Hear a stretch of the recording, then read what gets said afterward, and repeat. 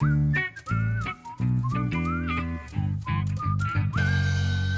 guys, welcome to another episode of Proko. We're going to be doing critiques, and I have allergies again, so I'm going to be Rudolph today. The hamstrings assignment was tracings. I gave you guys 4 photographs. They're actually all really cool photographs. I enjoyed doing the tracings myself. And if you don't know what a tracing is, I do have a dedicated lesson on how to do an anatomy tracing correctly. We did this way back in the beginning of the torso portion of the anatomy course. So if you don't know what an anatomy tracing is, go back and review that. So I'm going to move right into Pamela. Okay, and Pamela has a comment. Oh my gosh, my brain hurts. Yep. Yeah, hamstrings can do that to you. This is as much as I can learn and process at this point. Would like feedback on position of IT versus hamstring tendon. The size and perspective of the egg. Okay, so that's from the calves. That's the top portion of the calf. The fangs, which I called the 2 tendons of the hamstrings, or I call them kind of the fangs that go around the egg. Anything you got. I did this assignment after Stan's first hamstring video and before his second, more detailed one. Thanks. Okay, the second, more detailed one, she's referring to the premium version. Well, let's look at your drawing. Let's see how well you did all that stuff. Okay, so, oh, cool. You got a traditional tracing here, not a digital one. Good, I like that. You're doing the assignment even though you don't have a Cintiq. You don't need a Cintiq.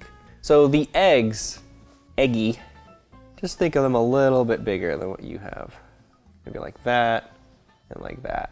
And then the fangs, one thing I already mentioned was try to keep them as straight, tight tendons. You have a lot of wobbly shapes. So straight here, straight in here, straights all throughout.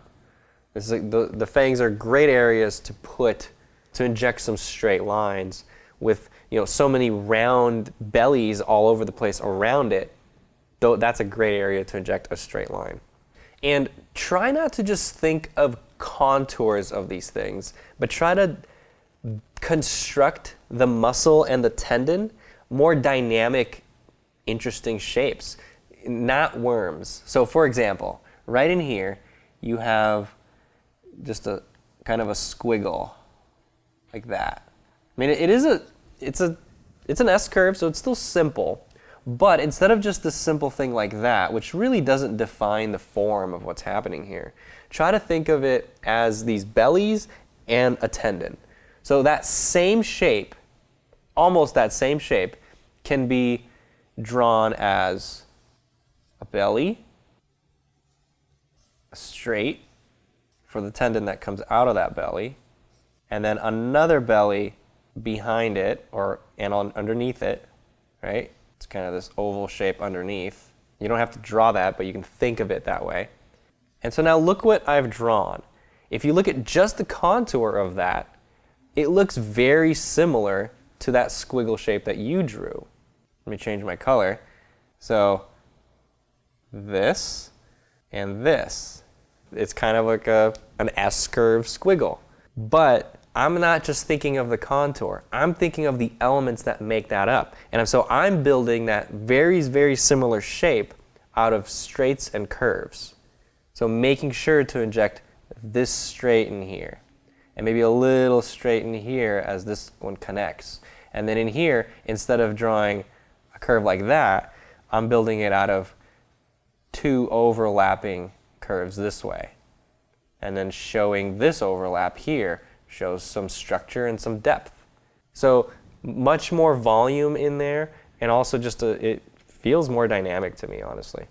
I think that's good advice for a lot of people that do these tracings when they don't fully understand the anatomy that they're studying, which is okay. I mean, you got to start somewhere, right? But this problem reveals that gap of knowledge, because what happens when you don't know the volumes that you're indicating is that you start just looking at the surface and trying to see, okay, what are the little shadow shapes that are revealing the form, and then you just follow that shadow shape and you just draw a simple shape on top of it. And really what you got to try to do is construct the muscles, the tendons, the bones that are underneath, even if you don't see it perfectly clear, you try to draw what you know is there, even though everything gets softened out a little bit by the fat and the skin on top of it. You're going to get much more value out of it if you try to see more than what your eyes see. I hope that makes sense. So construct rather than trace. They're called tracings, but still try to construct on top of the photograph. Okay, Pamela, let's look at your second page here. And I'm seeing some areas of confusion. The eggy shape, yeah, like here you got this correct. That looks like the correct size because you can clearly see it on him. Here you made them very small. They should be bigger, like that. Also, it looks like it's pointing that way. The way you're curving this, it should be curving the other way, right? Because we're looking at this leg. We're seeing this side of the leg. We're not seeing that back side of the leg, or the medial side. And so if you're thinking of this whole egg like a box, you're going to see this side of the leg. And so the center line is here towards the left of the form. And something that I kind of just went over as well is the relationship between the IT band and the tendon from the biceps femoris, which you kind of just have them parallel together. Really, it's this and then this, and then this is just the knee. Lots of confusion in here in the glutes. I get it. I was actually kind of confused too. I was like, wow, I don't see this very often, this little form right here. But yeah, that's just another layer of the glutes just kind of coming out, separating because it's stretching so much. All those layers are really separating from each other. Usually if you stand up, all of this kind of compresses and then the fat that's over here kind of drops and covers all of that. So not really a part of the body you see very often. And then also just like this shape, a bunch of little shapes all through here that aren't really actually following any muscle.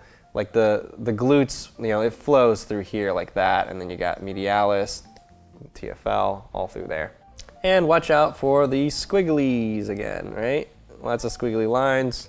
For the fangs, which you asked about, use straight lines as much as you can, and then attach them to bellies. Right, this is ugly, it's symmetrical, but the concept of straights for tendons, curves for bellies. All right, Pamela, I hope that helps. I hope you guys maybe understand the hamstrings a little bit better now. There are a few repetitive mistakes here, so it's good to catch those and fix them and understand what's actually going on. So thank you to everyone who participated. Always like seeing how everybody's following along with the course, that I'm not just teaching my computer. There's people on the other side doing this stuff. So thank you very much. Hope you guys learned a lot. All right, see ya.